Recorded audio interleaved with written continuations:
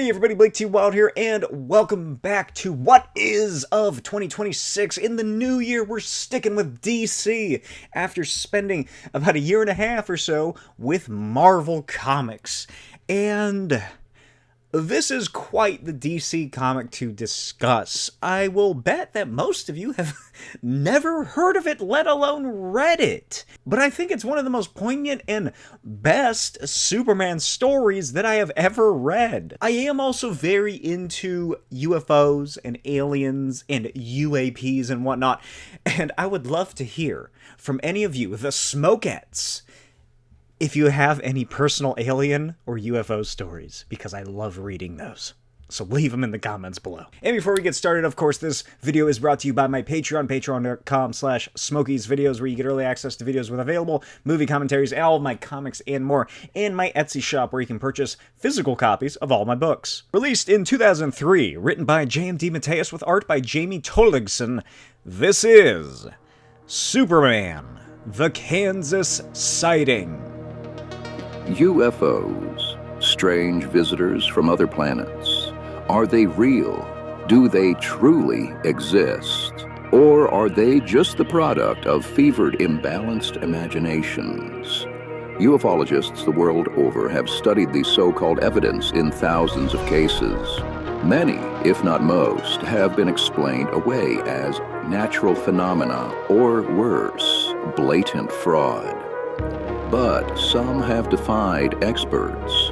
What you're looking at now is an image captured nearly 30 years ago, just outside the small town of Smallville, Kansas, by this man, 71-year-old Herbert Moore. I like to keep to myself, nothing wrong with that, and I like to walk, mostly at night, clear my head and think about things, And so one night, it must have been about 25, 30 years ago, and I'm walking, and must have been 5 miles from my cabin, and that's when I heard it.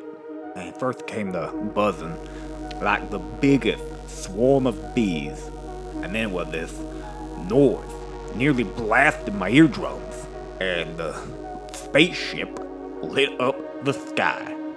It was the strangest damn thing I ever seen. And I had with me a movie camera. Sometimes I like to take pictures of things I saw. And so I whipped out the camera. And it worked for about a minute or so. And then, I don't know, something happened. It just stopped working. It just stopped dead. Good evening. I'm John Shaw. You may remember me as Captain Jimmy Neon of Alpha Chronicles. But tonight's show isn't science fiction. Tonight we'll be exploring Herbert Moore's Kansas Sighting and other true life, strange mysteries of the unexplained.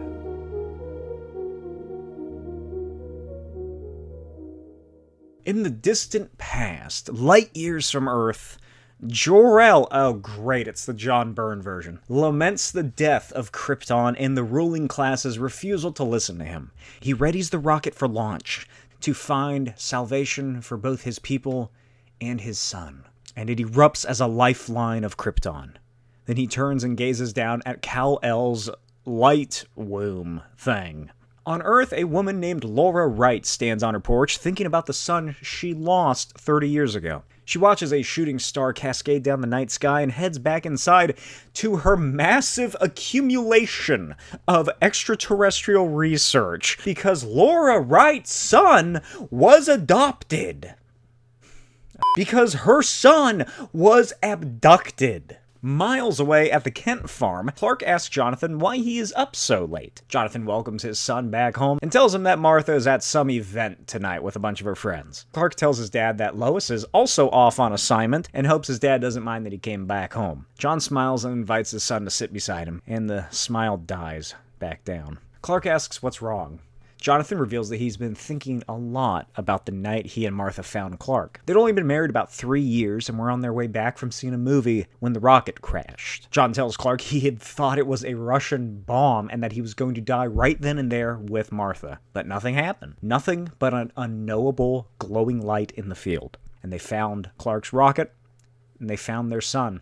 Jonathan tears up as he tells Clark that for some time, he didn't feel the way Martha did. She saw Clark as a miracle, a gift from God after they had been unable to have a child of their own. And he's never told anyone this before. He considered contacting the government about what happened and telling them the truth about what they had found, how they had their son. But one day, baby Clark was grabbing at John, and he picked him up and looked down into his eyes and realized that any fears he had about what this baby truly was in front of him were unfounded. John could see then and there that Clark was a good and decent soul, perhaps the most that had ever lived on Earth, and he saw that he was his son, and he realized that he truly loved him and would do anything for him. And no, it's not some big reveal that like, oh, baby Clark has mind powers or something. It's true love. He loves his son, and it just took him to that point to realize that it's not some horrible alien monstrosity that he has to be scared of. John reminds his son that he still loves him, and he will still do anything for him. But there was another event that took place a few years prior. Laura Wright and her son Jonah were driving through Kansas after she was fleeing her abusive husband a couple states away. She was heading to California to meet her family when their rented car broke down during a terrible, unworldly storm. She got out to try and check the engine to see if there was anything to be done when lightning struck the earth behind her. Laura was besieged and stumbled against the vehicle, and that's when she saw it. Beams of energy capture her. Another shoots through the roof of their car, and her son Jonah is lifted through it. And she is held mid-air and has to watch as her son continues rising into the unknowable light. Back in the present, the sun rises over Smallville as Herbert Moore gets a knock at the door. He finds mild-mannered reporter Clark Kent. He laughs about how long it's been and how much he has grown, even congratulating Clark on becoming a big-name reporter. Herb asks why Clark ever stopped coming by when he was younger, and Clark has to remind the old man that it was because his wife died, and he just kind of lost it and didn't want anyone stopping by after that. Herb sighs and looks at the portrait of his long-gone wife, and then asks what brings Clark to town, specifically his house on the outskirts of Smallville. Clark brings up Herb's recent appearance on Strange Mysteries, and notes that Jonathan recorded it and they watched it last night when Clark made it back into town. Herb asks if Clark wants to do some kind of story on him too, or whatever, and Clark asks how and why it took him so long to tell the story, and also why now? Why did he hold on to it for so many years and never let another soul hear about it until this moment on that TV channel? Herb reveals he was actually contacted by a group called World UFO League, or WUFLO.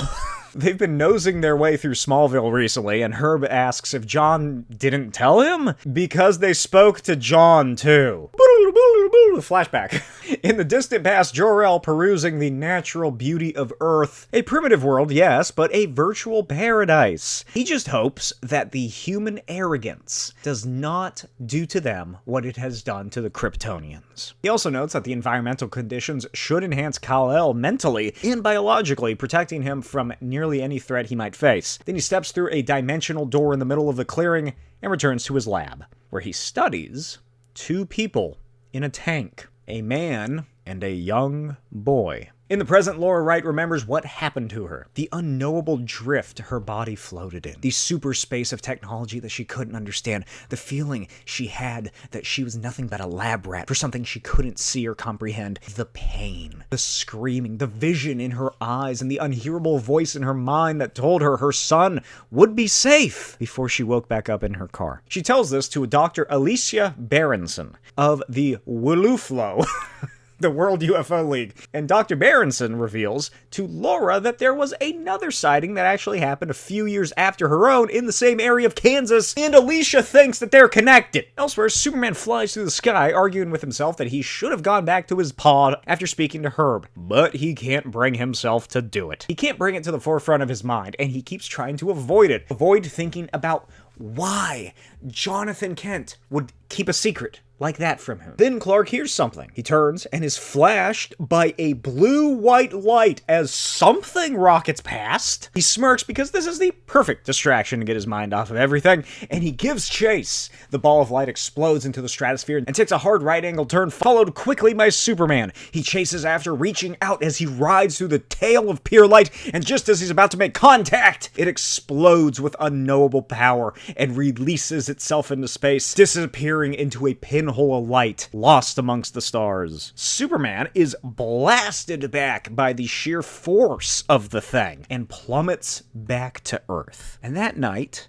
he and John speak in a field about what it was Clark saw. Whatever it was either intelligent or something controlled by something intelligent. And Clark is very certain it is nothing from this world. It wasn't some hero he's never met. It's not some villain he's ever faced before. Not a rocket, not a shuttle. Truly something unknown to him. Clark goes on to note that when he got close to it, he started feeling weak.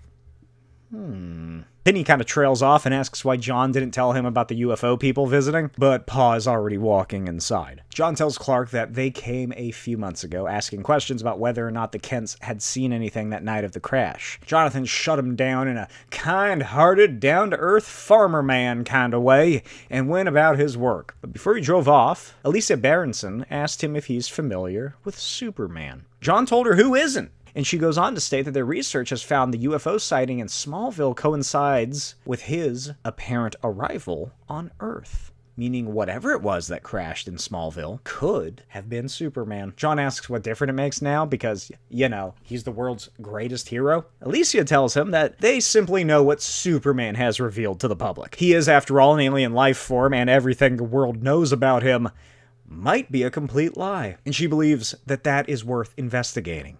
John tells her he doesn't know anything, and she thanks him for his time. She tries to give him her contact info, but John just drives away. He continues to Clark that he didn't want his son to have to worry about it, not after everything else he already has to worry about anyway. Clark tells his pa that he'll take care of it, and in a split second, Superman appears outside of Alicia Berenson's office in Metropolis, and he reveals that he knows that she's investigating him, and figured that she'd like some answers directly from the source. Alicia tells him that she is well aware of the story Superman put out in the world, and his little reporter friends, Lane and Kent. The public may buy his happy-go-lucky, good person act, but she does not. Superman asks what he's done to make her doubt him, especially after he's dedicated his life to helping humanity and the world and has saved it countless times already. She tells him that, hey, sure, that's apparently the plan of his Kryptonian father Jor-El, according to him. Sure, why not? But there have been witnesses, and evidence has been left behind. And Superman asks how she knows that, and what the hell she's talking about. And then she opens a safe and gives him a VHS tape of original recordings that she's made. She hands it over and tells him to take a look, and then makes a snide remark about calling security, and Superman disappears. And that night, alone in his apartment, Clark Kent, without Lois to keep him grounded, sits before the TV, rocking with anxiety, and watches the recordings. A woman recounts how she was alone in her home, her husband away on work. She couldn't get to bed and finally got up in the middle of the night, and that's when she pulled the blind of her windows open and found an unknowable light shining through. She went downstairs and outside, where she saw a figure crouching before a strange device emitting strange electricity. The woman felt her body moving on its own towards the man in his strange one-piece robe, and when she arrived beside him, he gazed up at her, released a slow, methodical smile, and told her not to be afraid. Then energy crackled out of the machine and into her mind, and she woke up the next morning from what she thought was a dream until she saw the markings on her head. Clark watches 3 other interviews, all similar encounters, all bearing the description of his father, Jor-El, and he sits up the entire night, wondering if Jor-El's knowledge of Earth truly came from these abductions, and not the long-range probes and telescopic readings like he'd thought, like he'd been told. This story that he has been repeating to himself and the public. He questions whether or not his rocket was actually a prototype, wondering if everything he knows about Jor-El was a lie. And as the sun rises, Clark cannot bear being in its warmth. He soars through the atmosphere around the globe, hiding, thinking about what he is, who he is. And then he is captured in a brilliant beam of light, and several almond-eyed, Zeta Reticulin-looking figures, glowing radioactive gold, appear around him. Clark can't move as they converge on his form, prodding him with cold, lifeless fingers, their hands sinking into his body as he screams silently, and then they disappear. The next morning, Clark wakes up and goes to work. He speaks with Perry about sending he and Jimmy to Smallville to investigate the story that he's learned about. Perry notes that he's been alive long enough to see strange things. The Justice League, real alien invasions, superheroes, villains appearing around the world. But stuff like this, little green men floating people out of their beds in the middle of the night, Perry believes that's all a load of hokum and is just illusions brought about by sci-fi shows like The X-Files. What continuity this is supposed to be set in, or was written to be in? Was this written as an Elseworlds? Because it really feels like it. Or was it truly meant to be happening in the post-Crisis DC universe? Just kind of earlier in Superman's career, I guess. And he asks Perry if he's heard of Dr. Alicia Berenson, a once prominent member of academia, now a laughingstock after she founded the World UFO League. Clark argues that someone with her credentials and intelligence must have some reason to have moved into that field, and Perry thinks on it, and realizes that there is something deeper here, for Clark at least. A sort of soft implication that Perry is aware that he's Superman, at least that's what I'd like to think. And he tells Clark that if he thinks there's a story there, maybe they can run it in the Sunday edition. Clark thanks Perry and races out, pulling Jimmy Olsen along with him. In the distant past, light years from Earth, Jor-El sits in a mind machine and thinks over all of the aspects of Earth that he has studied, investigated, dissected, and surveyed and probed. Yet there still remains one thing entirely unknowable to him: humans. Yet he believes that they are the key to Kal-El's destiny and his personal evolution. And if he's wrong, well, at least his son will have a better chance. Laura interrupts him. He disconnects, takes his wife's hand, and they make their way to Kal-El, load him into the shuttle, and launch it away from the doomed planet.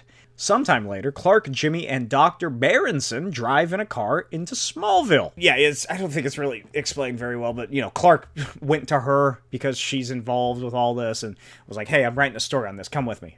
That's all you really need to know. As they pull into the right property, where they have been beaten by strange mysteries of the unexplained. Jimmy is excited because he loves that show and fanboys out when they come across John Shaw. Alicia reveals that she actually works with the show as a consultant, and Clark gets angry because he's trying to perform actual journalism, not tabloid nonsense. She shouts that this is how she's able to get funding after she became a pariah of the scientific community, and it's also a way to let the public learn about what's really happening. Clark marches out with Jimmy, telling Alicia that she can justify her actions however she wants, but he refuses to partake in this circus. But Laura Wright calls after him. She tells Clark that she doesn't like it either, but if this means that it'll help her understand what happened to her son, she'll gladly do it. But it's Clark she's really been wanting to speak to, because she can hear the intelligence and compassion in his voice. The night shoot eventually ends and the film crew leave to stay at a hotel in town, while Clark, Jimmy, Alicia, and John Shaw, for some reason, stay at the Wright residence. Clark sits out on the porch, staring into a sea of stars. Alicia comes out and offers him a drink, noting the sensation of just staring into space. She asks if he thinks she's delusional. Clark tells her he's seen more than enough of his own share of the fantastic, and she asks what brought him here. Clark tells her that every person on Earth is their own mystery, especially to themselves, and he truly doesn't know why he's really here. Laura reveals that there was another reason she wanted to speak to Clark, because of his connection to Smallville and the UFO sighting that happened there. Clark assures her that his parents never saw anything, and that it having anything to do with Superman is just mere conjecture. But Laura wonders if there's actually a connection between her son and Superman's arrival. And she repeats the same fearful conspiracies that Alicia has, and wonders if Superman's people, the Kryptonians, had something to do with her son's disappearance. Clark assures her that he wants to find out what all of this is just as much as she does, when a terrible sound fills the air, a mechanical screaming, and the unknowable light fills the property in a flash. Everyone races outside as above them, a massive ship hovers overhead. Energy beams rocket down and connect to Clark and Laura, and they're lifted into the sky and disappear into the ship. Jimmy takes photos as best he can when the ship erupts into a blinding blast and leaves only the stars behind and the darkness that follows. Clark and Laura hover in unending space before the figures encircle them. The two then float down a massive corridor before being split up, and Clark is brought into a great chamber. He feels his skin burning, voices echoing alongside random sounds, unknowable phrases and disconnected images barrage his mind's eye, and then it all ends, and Jor-El stands before his son. And Clark punches his way out of containment and demands to know who and what this really is, because his dad's dead. Jor-El assures his son that this is not a ruse, as his Superman suit reforms or something. Clark grabs Jor-El by the throat in seething anger, and Jor-El once again reassures him who he is. And Clark slams his fist into the wall, and Jor tells him to go find the woman. Clark is allowed to leave the room and wanders through the halls, realizing he somehow knows exactly where to go. He rips open the door and finds Laura Wright ensnared in a horrid machine with aliens all around her. Clark jumps into action and destroys the device. She wakes up screaming in horror, seeing Superman as some kind of terrible monster in her mind. She screams at him, and that she isn't fooled like the rest of them. She knows what Superman is, what he has done, and what he'll do. The entities then begin surrounding them, floating at all angles, watching. Then everything goes black, and Clark and Laura are woken up in the field the next morning by Alicia, Jimmy, and John Shaw. Clark weakly asks Jimmy what happened, and Jimmy asks him the same thing, revealing that they all woke up this morning perfectly fine in the house with Clark and Laura missing. Clark tries to explain that they all saw it, but before he can, he's silenced by Laura, who tells him not to bother, and she quietly tells him that she does remember. Clark leaves for the day and then comes back to find the show filming still in progress. Alicia interviews Laura again, who has now revealed that she did see Superman on the spacecraft. Laura recounts the rage in Superman's eyes and the terror that she felt. Alicia notes that it's been documented many times that these entities can take or rework the human mind to project certain forms people may be familiar with. And Laura cuts her off, certain that it was the real Superman that attacked her on that spaceship. Then Clark is interviewed, and Alicia conducts hypnosis. I see lights shining, circling. What else? It's bright, big, illuminating the whole sky. And it takes you up? Takes you aboard? If it does, I don't remember. And Superman? No, he wasn't.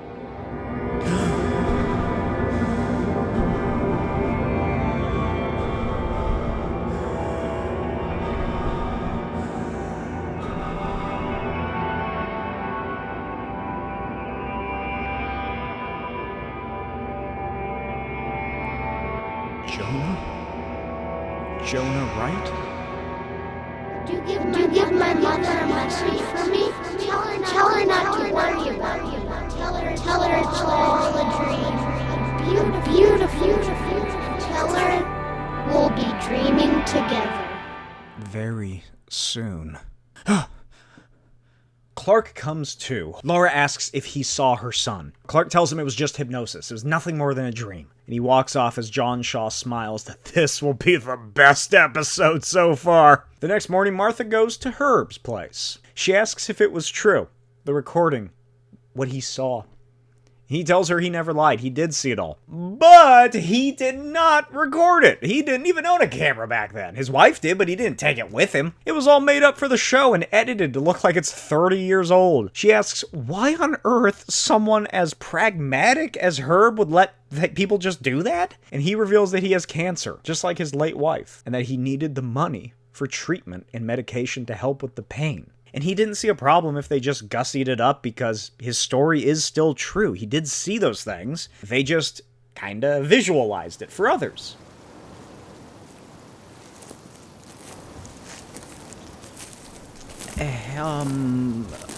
Are you okay?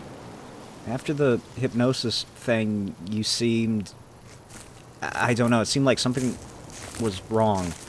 Like, really wrong. You know, Jim, sometimes I think we all sleepwalk through our lives. Oh, we imagine we're busy with important things. Things that have meaning and substance. Things that matter. But then, something happens. Maybe someone we love dies. Maybe a relationship ends.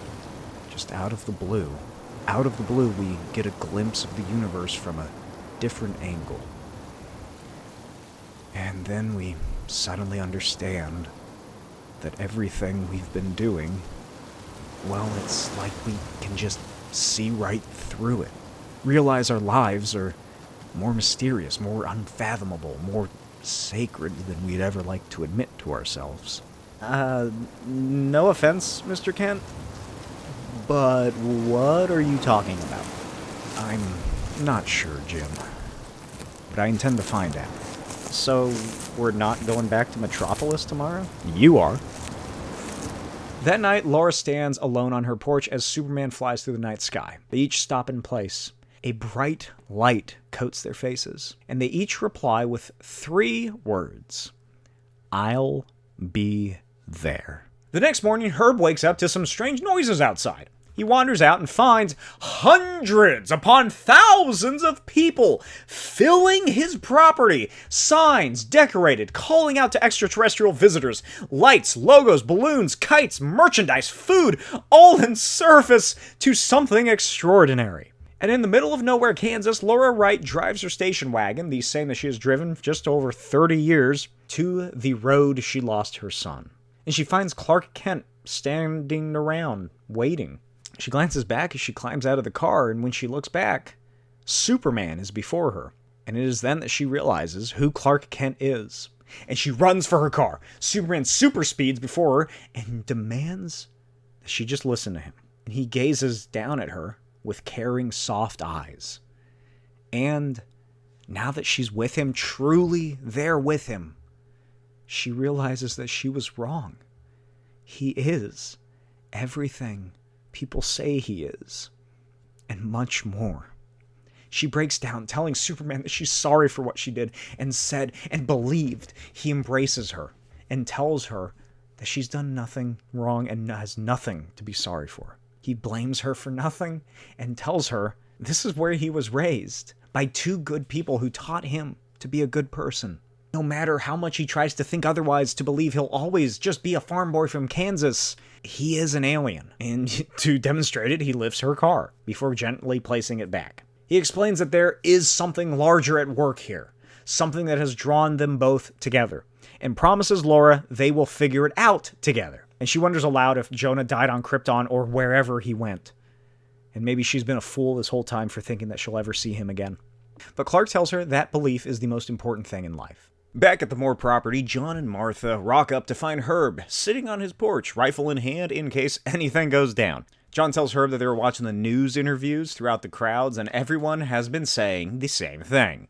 They heard voices, they saw visions, telling them all to come to this spot. Herb then asks why this has to happen on his property. Then he heads inside and slams the door. And that's when the lights appear, constantly moving, just out of focus, speeding, glowing brighter than the sun, performing aerial maneuvers all across the sky over Moore's property. The crowd falls into stunned silence as they watch. Herb gazes out of the window and stops in place as a different light coats him. Back out on the road, Laura asks why Clark would reveal his ultimate secret to her. He again notes the strange connection that they have and felt that he owed it to her. Then he spots strange movements in the sky over Smallville. He orders her to get in the car and hide as he prepares to take off, but he's struck with energy and crashes into the dirt. Laura hurries over and tries to help him, but energy ripples through her and she collapses and these guys show up, along with energy being Jor-El in a black suit and cowboy hat, and the entities who are dressed like butlers. Jor-El walks over and tells Clark things he could have never have known, like how Clark would climb onto the Kent roof and stare into the night sky for hours on end. Then he lifts them with a hand and tells his son he has never been far. They have always been one. And as Jor-El releases a slow, methodical smile, he tells Kal-El it's time to take the final step. Back at the Moore farm, John and Martha watch as a massive crowd race away, following the bright lights as they lead them from the farm and out just into the plains nearby. Where are they going? What happens to those people? They head into the house to find Herb, lying on the ground, groaning weakly, and he tells him that Mandy, his wife, was there, right in front of him, and she touched him. And then he has a seizure.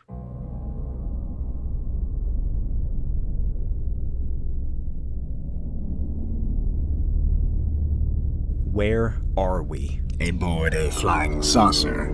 Didn't you know? Is that a joke? Only if you found it amusing. I don't find any of this amusing. Who the hell are you? Tell me or I swear I'll... Your planet's image of you is limited, Kal-El. You are guided in most cases as much by intellect and heart as you are by strength. What do these qualities tell you now? That you're a liar? A trickster? A trickster? Always. A liar? Never. The fact that the truth I bring cannot be perceived by the limitations of your mind does not make me a liar. Oh, and welcome home. How is this possible? It's only possible if you are attached to the limiting concepts of where and when. If you accept that time, as most perceive it, is not just non-linear, but non-existent. That the universe is nothing more than a hologram projected by the mind, then it is fairly effortless to walk between moments, worlds, between formlessness and substance. Where's the child? Beside me, of course, grown into a man. More riddles? It only seems like a riddle, but contained within its apparent illogic is a high logic, a higher truth. That's what you seek, isn't it, Kal-El? The truth? Look. The rocket that carried me to Earth? That vessel is bound for Earth, yes. But you are not within it. Where are we? Nowhere, no when. But it looks like Earth. Then I suppose it is. You must realize the concept of linear time. When? Several years before your arrival. You were on Earth before I was even... Not me, Kal-El. Merely a construct. What you would call a probe, whose outward appearance was patterned after me. I could not resist the opportunity to travel the starways in some fashion. Why?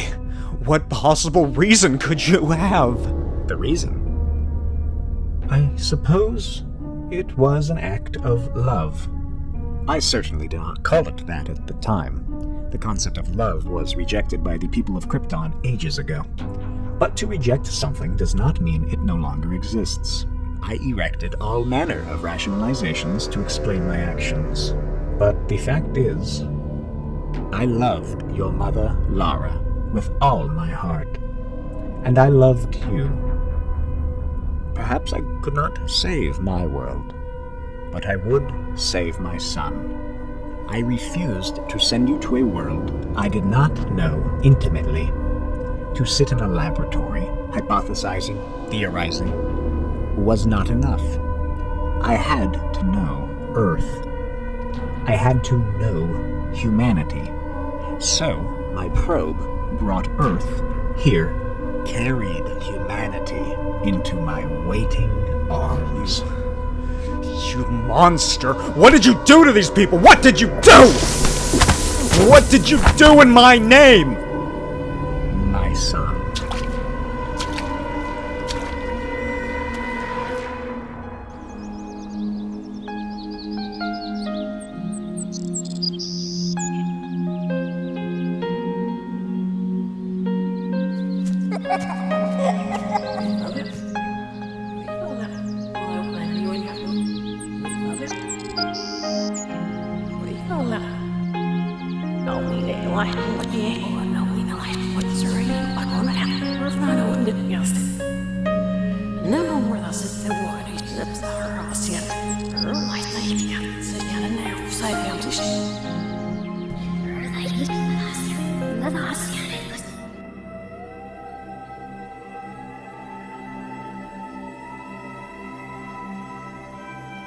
How could you? They're people, they're living beings with dreams and desires. They've given me their trust, welcomed me among them. Have they welcomed you, Kal-El? Or have they simply made you a hero for fear of what you'd do if they opposed you? What are you talking about? It's safer for them to idolize you, put you on the pedestal as a god. If they didn't, would you be any less powerful? Any less intimidating? Any less dangerous? I'm no danger to them. How do you know? What? How do you know that your alien nature does not pose a danger? That the fears of your adoptive father weren't justified? How do you know that the day won't come when you'll grow frustrated with them, sick of their pettiness, their brutality, their pathetic limitations? I'm not like you. I was raised by them. I've never known anything but Earth. I'm human. You can pretend, and pretend, and pretend. But no pretense can alter your essential nature. No pretense can change the truth of what you are. What are you? I could just as easily ask, what are you? No. No more mind games. Are you Jor-El? Are you showing me what a Kryptonian actually looks like? Perhaps I'm showing you what all beings actually look like. I said no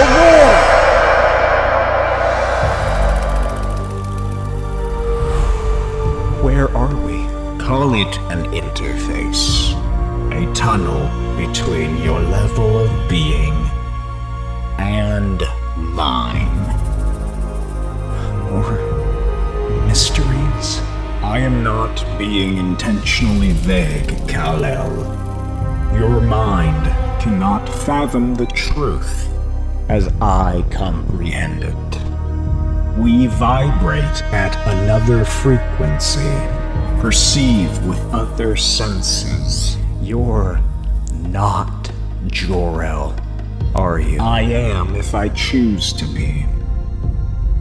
Everything Jor-El was is imprinted on the ethers all around us. When I touch the imprint, I become that information. You are not able to become it in the same fashion, but you can receive it in a somewhat cruder form. Absorb what you can, Kal-El. All the humans Jor-El abducted were already dead. He examined their bodies, searched for genetic clues about the world he chose for you. But he never took a single living specimen. Who are you? There are, as you know, beings from other planets that visit Earth. Some of those account for the so-called sightings on your world. But the vast majority of what you take to be aliens and their vessels are not from other worlds, but deeper levels of reality. Other dimensions. The word dimension is too limited. Call us reflections of your own consciousness. Are you saying you're not real? That you're something manifested by a collective unconsciousness? Oh, we are very real, Kal-El. It's just that our reality is so different. I don't understand! Would it help if I told you that humanity, Earth, is as much a reflection of our consciousness as we are of yours? But what's the purpose? Why are you doing this? Appearing on Earth, interfering with human affairs? Perhaps we are there because you called us. Because you need us. Why? Why do we need you? You might just as well ask, why do we need each other? Clark? It's Jonah, Clark. Hello, Jonah? He told me he wasn't taken. He said that coming here was a decision that he made long before he was even born. Just like you! Just like me. Don't you know? You falling to Earth wasn't an accident. It was a choice. Laura, we have to go. We don't belong here, wherever here is. Jonah belongs here, and I belong with him. We have no way of knowing what this really is. And you have no way of knowing what your life back there really is. But you live it, don't you? Goodbye, Clark.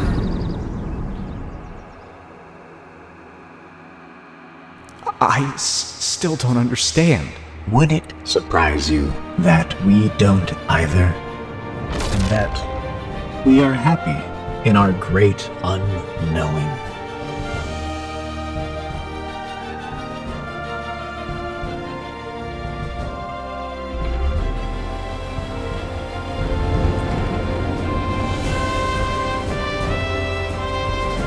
Goodbye, my son.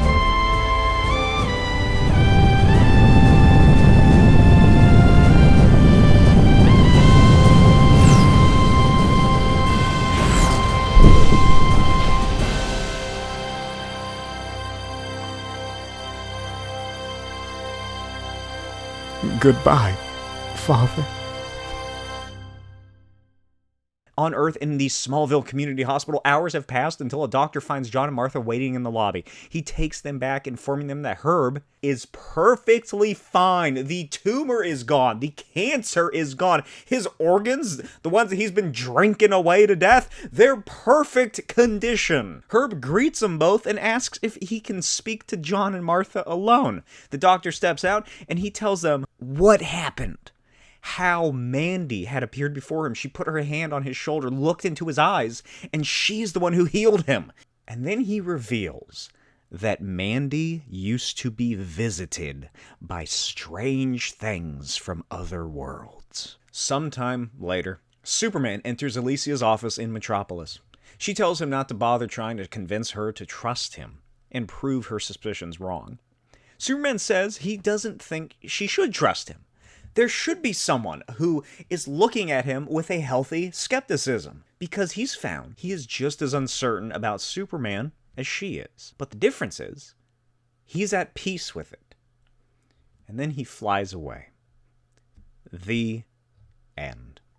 I really hope you enjoyed this episode of What Is. Let me know what you thought in the comments below of this incredible 2-issue Superman story. It's only 2 issues. If you couldn't tell, I thoroughly love this story. I noted at the beginning, you can tell when I love a comic just based on how much work I go into making it into a visual and auditory experience for you, the viewers. I just felt changed when I saw this book. It was a revelatory experience, seeing all these elements and aspects that J.M. DeMatteis added into this book, conveyed through a Superman comic. It's a story about aliens and UFOs and cosmic collective consciousness and what reality is, and just so many brilliant things that I love and have just been fascinated with for years. And again, to see that brought to life in a Superman book of all places was mind-blowing. And it's such a shame that this book has just kind of been forgotten. It's 23 years old at this point, and no one's talking about it online. I couldn't find any interview articles or any discussions or like proper, write-ups about it. There's posts here and there on Reddit occasionally, but why aren't more people talking about this? This was a fantastic book. I actually didn't discover it until last year when I just saw it when I was browsing comics online and spending more money than I really should. But I hope that this video has made some fans of this truly outstanding piece of work by J.M. DeMatteis. I hope people go out and buy the book and read it for yourselves. I don't know if it's on the DC app or whatever. Maybe, but I don't know. Who knows? It really has become my favorite Superman comic of all time that I've ever read. I like this more than All-Star Superman. It's like it was made for me. It combines everything I love and talk about. It's like the unknowable weight of what it means to be human, the collective consciousness formulating everything around us, and unknowable realities. What reality is, the beauty of just being alive and being part of this grand universal organism. So well done. I truly do love this book. This actually made me enjoy John Byrne's Krypton and the take that it had on those characters and that planet. I much prefer the Silver Age version of Krypton, prior to all the stupid stuff that John Byrne did. I just hate John Byrne in general. But far too many Superman comics and adaptations rely on his version of Krypton. But J.M. DeMatteis got me to like it. At least in a way that it works in this comic. And it also made me thoroughly enjoy a logically devious Jor-El. I have been opposed to the idea of just a villainous Jor-El for quite a while. I didn't like it when they did it in the comics. I wasn't a big fan of the reveal in the James Gunn Superman film either. But this take on it is so much better than those. It's way better than the evil out-of-time Jor-El when he called himself Mr. Oz or whatever. Also, he still kidnaps a kid. This is the proto-Mr. Oz story arc. But instead of kidnapping, Superman's son, he's just kidnapping these random people from Earth. But it works so much better, and I care so much more for this one child than I do anything about happening to John Kent when he got aged up or whatever. And I truly love how human Superman is in this story, built entirely around the concepts of Alien. It's truly beautiful just what he goes through, how he comes to accept himself. So it must be early on in his career, right? But just to see where he shouts, I was raised by them. They're all I've ever known, are my family in Kansas and the people of Smallville, the people of Earth. I am human. It feels like the scene from James Gunn's film. It carries that same emotional crux, that he's not something else. He's not something entirely different. Sure, physically he is, but he's this entity of good, this being of what we need to strive towards, which is what every great Superman story carries. But there's just something about Clark Kent having to come to terms with all of this just barrage of cataclysmic twists and turns, and he just, every way he steps on this path leads to a different dead end in terms of him trying to come to terms with the fact that he is Kryptonian, that he's alien, and that there are just things he doesn't know.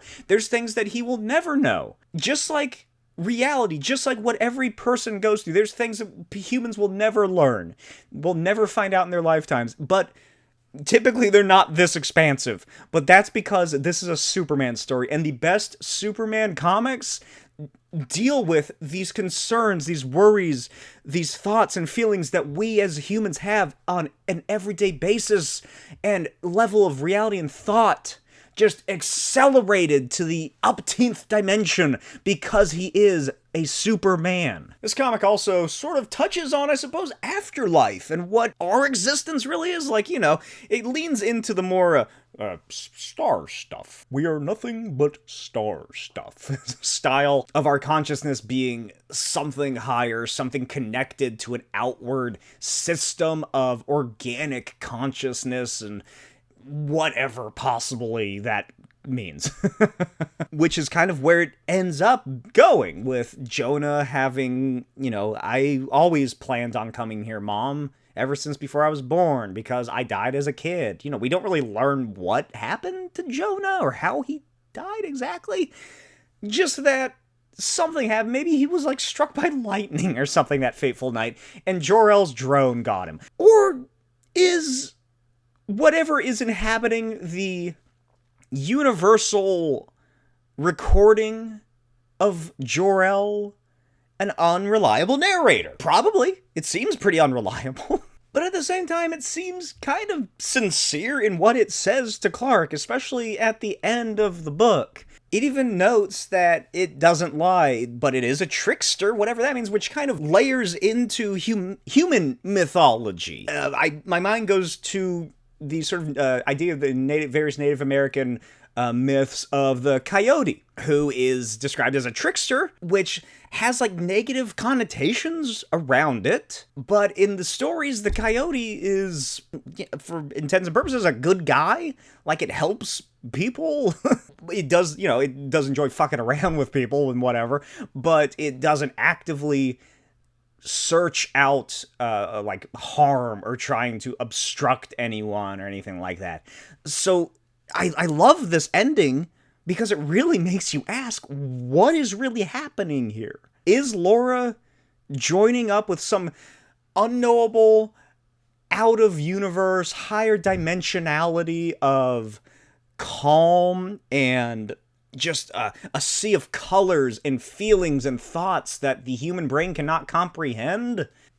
Or is it like a trick? Like, does the fact that she has that happy, I suppose, bittersweet happy ending with her son, or something that alleges to be her son? It might be whatever the Jor-El thing is. And in that way, it's very coincidentally similar to the 1972 Russian sci-fi film Solaris, in which, spoiler alert, a man is reunited with his long-dead wife through the creation of a strange alien planet that copies her identically. Does that still mean that she has a happy ending? If, in a way, she's being lied to, but at the same time, she's not. It's like a Theseus's ship of... It's Theseus's son. If you had someone in your life that you cared for, a relative, friend, whoever, and they died, would you find solace and happiness if that person returned? They were a carbon copy. They had all the memories, all the thoughts, the personality, everything. But it could be some kind of higher dimensional being. And then we loop back around to the fact, well, based on the implications of this story, everything in that universe, ostensibly our universe, is birthed from that higher dimension. This, yeah, I could just go on and on. It's like what Grant Morrison says was shown to him, discussed to him in his Kathmandu alien visit, where this reality is sort of an incubator, in a way, for these higher dimensional entities. And once whatever it is that is being grown here gets to a certain point, it reaches that moment. So it kind of ties into that idea where maybe those things that are being grown in the incubation of the universe, whatever that means, is us and anything else that exists in this world. A giraffe that got shot in Gotham Zoo. Whatever. Alien entities from other planets that we don't even know about all connect to the exact same spout in the sky of the universe. I reached out to JMD Mateus because, as I noted, there's nothing online about this goddamn book. It has little to no footprint when it should. So I asked him some questions. I asked where this story had come from, if it was an idea that he had, or if it was sort of kickstarted from something, and he told me that it comes from a kind of a combination of a couple things. It's a fascination of his interests in UFO phenomenon, and the idea that aliens and UFOs and extraterrestrials and all that is simultaneously rooted within the physical world itself, whatever that may be, as well as a projection of collective consciousness. Collective consciousness is just such a fascinating concept. If you're into this stuff, then you'll recognize all these concepts in this discussion. There's plenty of them. Are aliens actually from another planet?